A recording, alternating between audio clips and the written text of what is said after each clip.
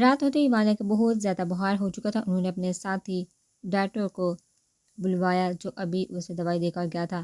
اس نے راگھو کو بتایا تھا کہ جو دوائی اس نے وانیا کو دی ہے اسے سے وانیا پر نشہ طاری ہوگا، لیکن بخار بھی جلد ہی اتر جائے گا۔ راگھو نے پریشان سے وانیا کے ماتھے پر اپنا ہاتھ رکھا جو بٹھی کے مانے دہک رہا تھا۔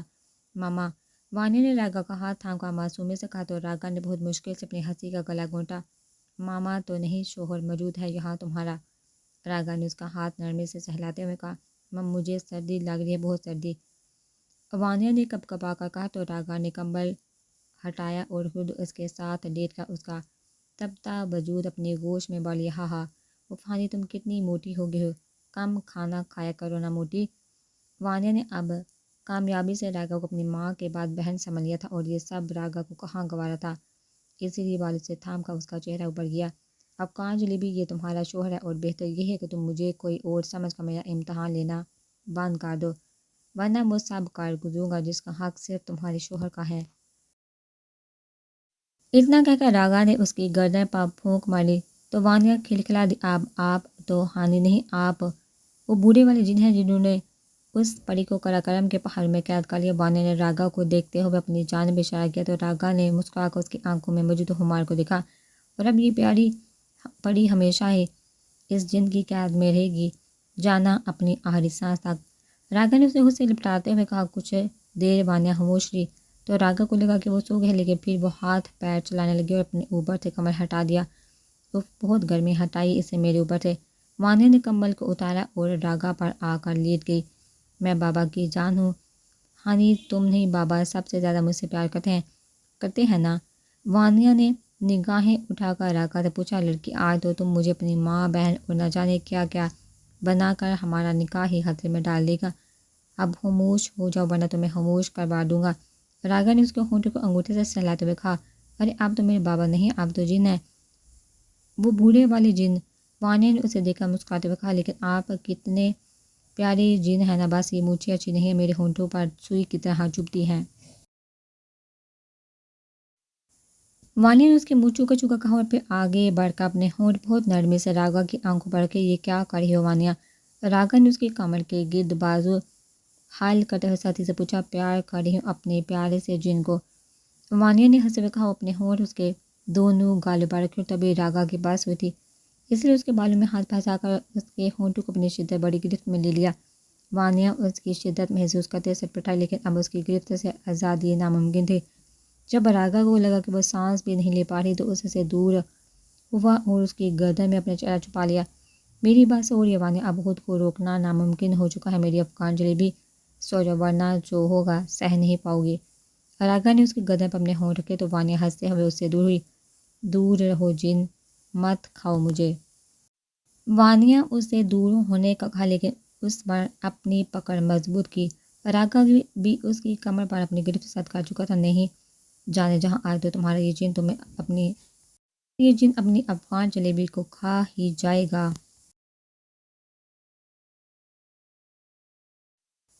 راگھو پلٹ کر اس پر حاوی ہو اور پھر سے اس کے ہونٹوں پر اپنی گرفت مضبوط کر لی۔ وانیا اس کی گرفت میں مچل رہی تھی، لیکن اب راگھو کو ہوش ہی کہاں تھا، وہ تو اپنی معصوم حرکتوں سے اس کا سارا ہوش ختم کر چکی تھی۔ وانیا نے اپنی گردن پر راگھو کے دانت گڑتے محسوس کیے تو سسک اٹھی، پھر اپنے کندھے سے شرٹ بھی سرکتی محسوس کر کے وہ کپکپا کر رہ گیا۔ ماد وانیا کے گھبرانے پر راگھو نے نگاہیں اٹھا کر اسے دیکھا جو گلابی چہرہ لیے شرمائے تھی اس کے دل میں اتر رہی تھی۔ سو جاؤ وانیا، راگھو نے سختی سے کہتے ہوئے اسے خود میں بھیجا، جبکہ بہت دیر تک وانیا یوں ہی اوٹ پٹانگ باتیں کرتی ہوئی نیند کی وادیوں میں کھو گئی۔ اسے سکون سے سوتا دیکھ راگھو نے بے سکھ سانس لیتے ہوئے اپنی آنکھیں موندی۔ ہانیہ کی آنکھ کھلی تو پہلے تو اسے کچھ سمجھ نہیں آیا کہ وہ کہاں ہے، سر بری طرح سے چکرا رہا تھا اور آنکھیں بھی دھندلی ہوئی تھی۔ تب تھوڑی ہمت کر کے وہ اٹھی تو اس کی نگاہیں سامنے موجود شخص پر پڑی جو اپنے ایک ہاتھ سے دوسرے ہاتھ پر بندی پٹی کو کھول رہا تھا۔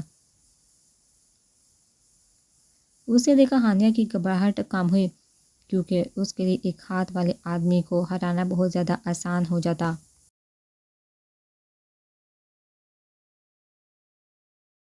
اپنی بہن کو ڈھونڈنے آئی ہے نا تو یہاں؟ راگھو کی قید میں ہے وہ، جانتی ہیں اسے چھونے کی وجہ سے راگھو نے میرا ہاتھ کاٹ دیا۔ کال نے اپنی پٹی میں بندھا بازو ہانیہ کے سامنے کیا، لیکن ہانیہ بس خاموشی سے بیٹھی اپنی کمر کے پیچھے بندھے ہاتھ کھولنے کی کوشش کر رہی تھی۔ لیکن وہ نہ ملی تو کیا ہوا، تو بھی تو ویسی ہی ہے نا، اتنی ہی حسین، اتنی ہی نازک۔ کال نے آگے ہو کر ہانیہ کا گال چھوا، اتنی ہی معصوم۔ کال نے وحشت سے کہا، اس کا ہاتھ ہانیہ کی گردن پر آ چکا تھا۔ نہیں، میں ویسی نہیں ہوں مسٹر، وہ زبردستی سے مانتی ہوں، اور میں پیار کی پجارن ہوں۔ ہانیہ نے ادا سے کہا تو کال حیرت زدہ ہو گیا۔ ہاتھ کھولو نا تاکہ تمہارا ساتھ تو دے سکوں۔ ہانیہ نے اس کے چہرے پر پھونک مار کر کہا تو کال نے مسکراتے ہوئے اس کے ہاتھ کھول دیے، اور یہی موقع ہانیہ کو چاہیے تھا۔ فوراً اس نے اپنا ہاتھ کال کی گردن میں ڈال کے اس کی گردن کو زوردار جھٹکا دے کر زمین پر گرایا، اس کی کمر کے پاس سے چاقو نکال کر اسی کی گردن پر رکھ دیا۔ تم نے مجھے وانیہ جیسا نازک سمجھ کر غلطی کر دی مسٹر، بتاؤ کہاں ہے وہ؟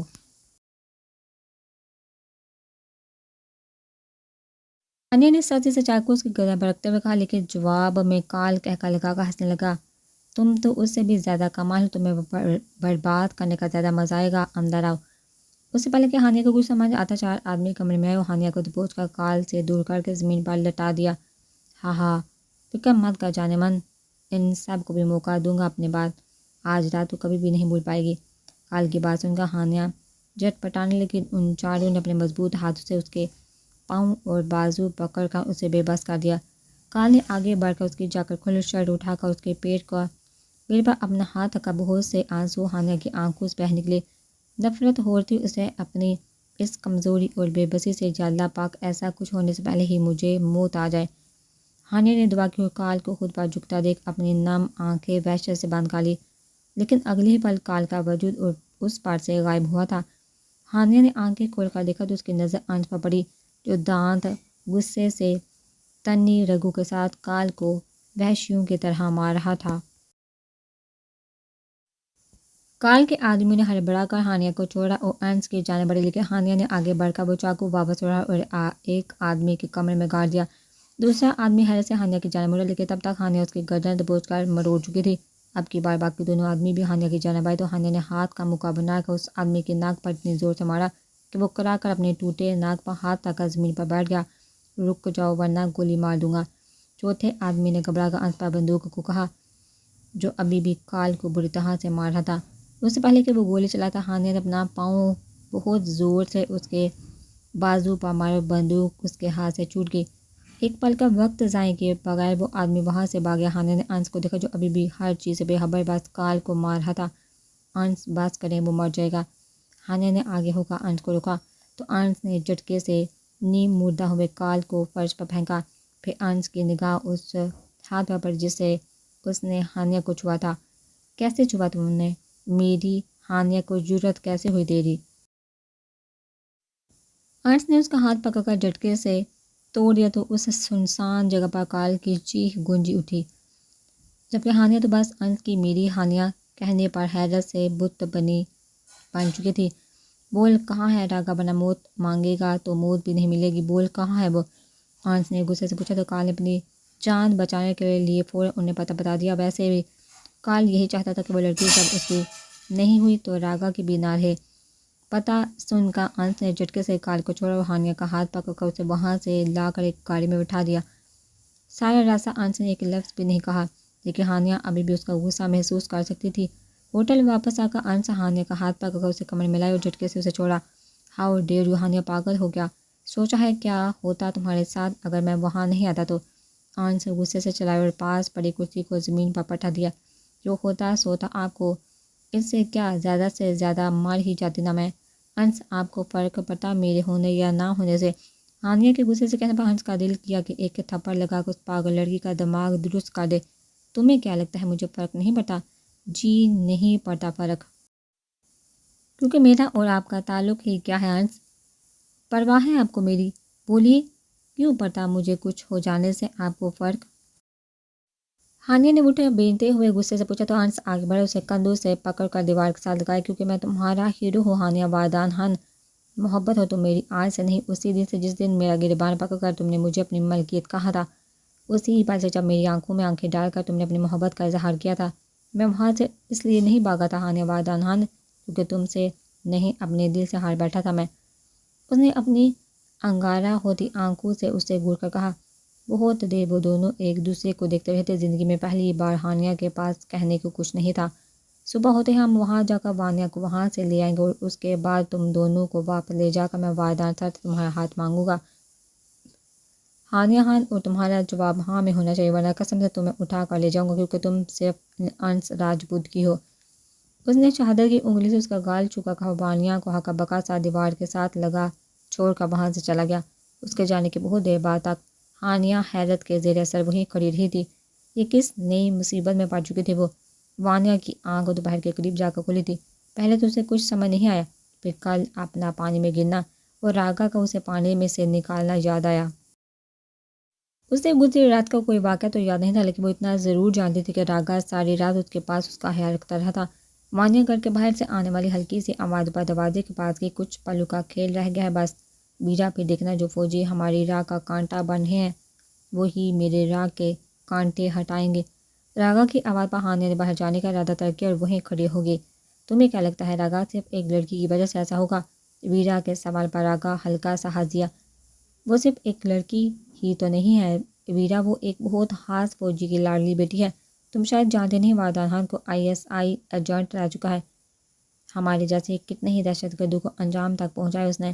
راگا کے منہ سے اپنے باپ کا نام سن کر وانیہ ٹھٹکی، اور اب جب اسے پتہ چلے گا کہ اس کی جان سے پیاری بیٹی ایک دہشت گرد کو اپنا دل بیٹھی ہے تو تم یہ سوچو مارا کہ وہ بے بس ہو کر کیا کچھ نہیں کرے گا ہمارے لیے۔ راگا کی بات پر وانیہ کا دھڑکتا دل بند ہوا تھا۔ تم دیکھنا ویرا مجھ سے اپنی بیٹی کی آزادی کے لیے ملک کے ساتھ بغاوت تک کر جائے گا وہ۔ راگا نے ہنس کر کہا۔ اندر کھڑی وانیہ کا دل ہزار ٹکڑوں میں تقسیم ہوا تھا۔ بہت سے آنسو ٹوٹ کر اس کی آنکھوں سے گرے۔ اسی لیے تم اس سے نرمی اور پیار کا کھیل کھیل رہے تھے؟ اسے جو لگا کہ تم نے اسے کال سے بچانے کے لیے یہ نکاح کیا تھا وہ سب؟ ہاں ویرا، اس فوجی اولاد سے وہ محبت بس ایک کھیل تھا تاکہ اس لڑکی کے ذریعے میں وردان خان کو قابو میں لا سکوں۔ راگا نے مسکرا کر کہا۔ اور یہ سن وانیہ کی بات ہوئی تھی، اس لیے دروازہ کھول کر وہ باہر ایک دو تھپڑ راگا کے منہ پر مارا۔ راگا کے ساتھ ساتھ ویرا نے بھی حیرت سے اس چھوٹی سی لڑکی کی اس حرکت کو دیکھا۔ مجھے لگا تھا کہ تم اتنے برے انسان نہیں جتنے بنتے ہو۔ مجھے لگا تھا کہ تمہارے اندر بھی اچھائی ہے، لیکن میں غلط تھی، تم برے نہیں، انتہائی گھٹیا انسان ہو جس کے نزدیک کسی کے جذبات بس کھلونا ہے۔ وانیہ زارہ کو تار روتے ہوئے اس کے سینے پر مکے برسا رہی تھی۔ لیکن اب میں سارا تمہارا کھلونا نہیں بنوں گی، چلی جاؤں گی میں یہاں سے، کچھ بھی ہو جائے چلی جاؤں گی۔ اتنا کہہ کر وانیہ وہاں سے جانے لگی، لیکن اگلے ہی لمحے اس کے بال راگا کی مٹھی میں تھے۔ تم نے کہا کہ تم یہاں سے چلے جاؤ گے اور ہم تمہیں جانے دیں گے؟ تم تو ضرورت سے زیادہ معصوم ہو جان راگا۔ اچھا ہی ہے تمہیں سب معلوم ہو گیا، اب تمہارے بدلے تمہارے باپ سے ایک خودکش دھماکہ کروانے کا زیادہ مزہ آئے گا۔ راگا کی بات پر جہاں ویرا مسکرایا وہی وانیہ کی دھڑکنیں تھم گئی تھی۔ کیا اس کے نصیب میں یہ لکھا تھا کہ وہ اپنے باپ کی بدنامی اور موت کا باعث بنے؟ نہیں، اس سے پہلے وہ مرنا پسند کرے گی۔ تم اپنے ناپاک ارادوں میں کبھی کامیاب نہیں ہوگے، دیکھنا تم۔ وانیہ نے روتے ہوئے کہا تو راگا کے ہونٹوں پر ایک دلکش سی مسکان آئی۔ تم بھی دیکھنا جان راگا، میں اپنے ہر ارادے میں کامیاب ہو کر تمہیں اپنی باہوں کا پھول بناؤں گا۔ اور راگا نے اس کے کان میں سرگوشی کی، لیکن آج اس سرگوشی سے وانیہ کو بہت زیادہ نفرت ہوئی۔ اسے تو اپنے پورے وجود سے نفرت ہو چکی تھی، اپنے اس دل سے نفرت ہو چکی تھی جس نے اس شخص سے محبت کی۔ I hate you، وانیہ کے روتے ہوئے بے بسی سے کہنے پر راگا مسکرایا اور اسے کمرے میں قید کر کے وہاں سے چلا گیا۔ اس کے جانے کے بعد بھی وانیہ زمین پر بیٹھ کر روتی رہی تھی۔ صبح ہوتے ہی ہانیہ اور انس وانیہ کے پاس جانے کے لیے تیار ہو چکی تھی۔ ہانیہ تم یہ پہلو، ہمیں وہاں اپنی پہچان بدل کر جانا ہوگا، جتنی خاموشی سے ہو سکے وانیہ کو اس گھر سے نکالنا ہے اور اپنے ساتھ لے آنا ہے۔ انس نے پٹھانی طرز کے کپڑے ہانیہ کی طرف بڑھاتے ہوئے کہا۔ ہانیہ نے انہیں پکڑ کر ہاں میں سہ لایا، لیکن اس شخص نے بتایا تھا کہ ان کے گاؤں میں بہت زیادہ پہرا ہوتا ہے، ہم اس گاؤں میں داخل کیسے ہوں گے؟ اس بات کی تم فکر مت کرو، ایک آئیڈیا ہے میرے دماغ میں، تم بس وانیہ کو وہاں سے نکالنے کے بارے میں سوچو۔ ہانیہ نے ہاں میں سہ لایا اور کپڑے بدلنے چلے گی۔ تھوڑی دیر کے بعد ہی وہ جامنی رنگ کا فراق اور کھلی سی شلوار پہن کر کمرے سے باہر آئی تو اس کی نظر انس پر پڑی، جو مکمل طور پر بدلا ہوا تھا۔ سفید شلوار قمیض پر براؤن چادر لیے وہ اور سر پر براؤن پٹھانی ٹوپی پہنی وہ کسی سلطنت کا شہزادہ ہی تو لگ رہا تھا۔ چلیے، انس نے اس کی جانب دیکھ کر سوال کیا تو ہانیہ نے جلدی سے دوپٹہ سر پر لے کر اپنا چہرہ چھپا لیا، اس کے ساتھ باہر آ کر ایک بس میں بیٹھ گئی۔ تھوڑی دیر کے بعد ہی بس چلنے لگی۔ ہاتھ سے لے کر اب تک کئی بار اپنا پلان ڈسکس کر چکے تھے، لیکن پھر بھی نہ جانے کیوں ہانیہ کا دل بہت ڈر رہا تھا۔ آپ سے کچھ پوچھوں؟ اس نے آہستہ سے کہا، آپ کو کل پتہ کیسے لگا کہ میں کہاں ہوں؟ کل کا واقعہ یاد کر کے انس نے پھر سے اپنی مٹھیاں بیچ لی۔ جو شخص تمہیں لے کر گیا تھا اس کے ساتھ ایک اور آدمی تھا، میں نے اسے پکڑا، اسی سے پتہ معلوم کیا۔ یہ تو شکر ہے کہ میں وقت پر پہنچ گیا۔ ہانیہ نے ہاں میں سر ہلا کر باہر کی جانب دیکھا جہاں وہ بس پہاڑوں پر سے گزر رہی تھی۔ انس، مجھے بہت ڈر لگ رہا ہے، ہم وانیہ کو بچا تو لیں گے نا؟ انس نے اس کے ہاتھ پر اپنا ہاتھ رکھا۔ انشاءاللہ۔ ہانیہ ہلکا سا مسکرائی اور پھر سے باہر دیکھنے لگی۔ اگر اللہ نے چاہا تو وہ بہت جلد اپنی بہن کے پاس ہوگی۔ راگا کو مرجان نے بتایا تھا کہ وانیہ نے صبح سے کچھ نہیں کھایا اور ابھی بھی وہ بس رو رہی تھی۔ یہ جان کر راگا خود کھانا لے کر اس کے پاس آیا اور کھانا اس کے سامنے رکھا۔ کھانا کھاؤ وانیہ، راگا نے اسے حکم دیا، لیکن وانیہ نے اپنا سر گھٹنوں سے نہیں اٹھائے، وہ بس سر جھکائے رونے میں مصروف تھی۔ راگا نے گہرا سانس لیا، میری افغان جلیبی کھانا کھا لو نا اپنے پیارے جن کی خاطر۔ راگا نے اس کا چہرہ اوپر کرتے ہوئے بہت پیار سے کہا، لیکن وانیہ نے غصے سے اس کا ہاتھ جھٹک دیا، دور رہے مجھ سے۔ وانیہ غصے سے چلائی، لیکن اب راگا کا ضبط جواب دے چکا تھا، اس لیے آگے بڑھا اور وانیہ کے بال اپنی مٹھی میں جگڑ کر اس کا چہرہ اپنے قریب کیا۔ شرافت سے کھانا کھاؤ ورنہ مجھے اپنے طریقے سے بھی کھانا کھلانا آتا ہے۔ راگا کے گر کا کہنے پر وانیہ مزید روانی سے بہنے لگی۔ راگا نے اسے اپنے سامنے بٹھایا اور نوالے توڑ کر اس کے منہ میں ڈالنے لگا، جبکہ وانیہ اب اس کے خوف سے چپ چاپ کھانا کھا رہی تھی۔ یہ ہوئی نا بات جان، راگا تمہیں اپنی نازک جان کا بہت زیادہ خیال رکھنا ہے، کیونکہ تمہارا شوہر اپنا حق لینے پر آیا نا۔ میں اسے جیلنے کی طاقت ہی نہیں۔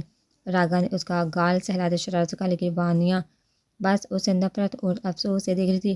آپ اتنے برے تو نہیں تھے عماد، مجھے لگا کہ آپ کے اندر بھی اچھائی ہے۔ وانیہ کے رو کر کہنے پر راگا بس مسکرا دیا، اس میں غلطی سراسر تمہاری ہے جان جگر، تمہیں مجھ میں اچھائی ڈھونڈتی رہی ہو جو کہ مجھ میں پیدا ہونے پر بھی نہیں تھی۔ راگا نے زہریلی مسکراہٹ اس کی جانب اچھالی اور وہاں سے اٹھ کھڑا ہوا۔ اب ویسے بھی تو میرے بابا سے سودا کر سکتے تھے نا، اب بس میرا نام لیتے ان کے سامنے اور وہ کچھ بھی کر گزرتے۔ یہ سارا پیار اور نکاح کا دکھاوا کرنے کی کیا ضرورت تھی؟ جان راگا تم نہیں سمجھو گی، ویسے تمہارا باپ تم سے مجھے چھین سکتا تھا، لیکن تمہارے دل اور وجود پر حکومت کرنے کے بعد وہ کچھ بھی کر لے۔ اچانک راگا واپس آئے اور وانیہ کے گرد ہاتھ رکھ کر اس کے اتنا قریب ہوا کہ وانیہ اس کی سانسوں کی تپش اپنے چہرے پر محسوس کرنے لگی۔ وہ تمہیں مجھ سے نہیں چھین سکتا، تمہارا دل اور وجود صرف راگا کا ہے، لہتے جگر میرے مرنے کے بعد بھی۔ راگا نے وحشی انداز میں اس کے نازک گال سے اپنی داڑھی رب کی اور اس سے دور ہو گیا۔ آپ بہت برے ہیں، اس دنیا کا سب سے برے انسان ہیں، وانیہ نے خود میں سمر کر روتے ہوئے کہا، جبکہ اس کی بات پر راگا تلخی سے مسکرایا۔ اب تم نے مجھے ٹھیک سے پہچانا ہے جانا راگا، میں بہت برا ہوں، شاید شیطان سے بھی زیادہ۔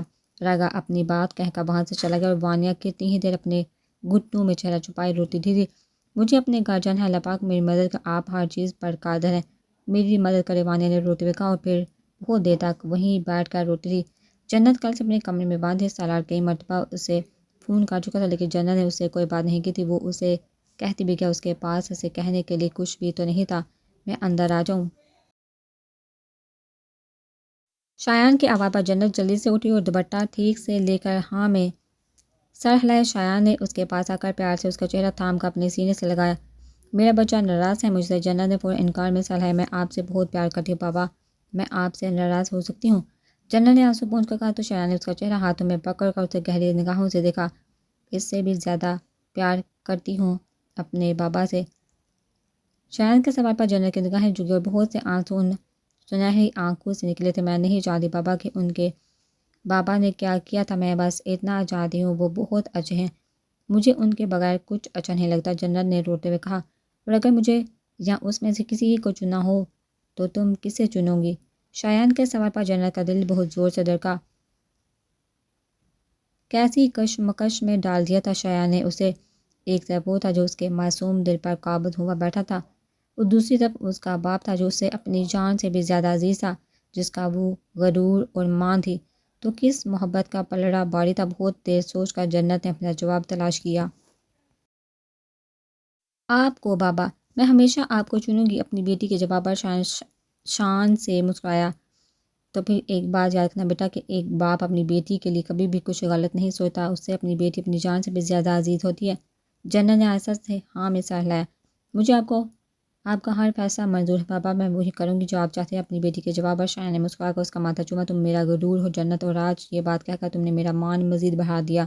شایان اپنی بات کہہ کر وہاں سے چلا گیا، لیکن وہ اس بات سے بے خبر تھا کہ اگر ایک باپ کے لیے سب سے عزیز چیز اس کی بیٹی کی خوشیاں ہوتی ہیں، تو ایک بیٹی بھی اپنے باپ کی ناموس کی خاطر ان خوشیوں کو دہکتی بٹی میں جھونک دیتی ہے۔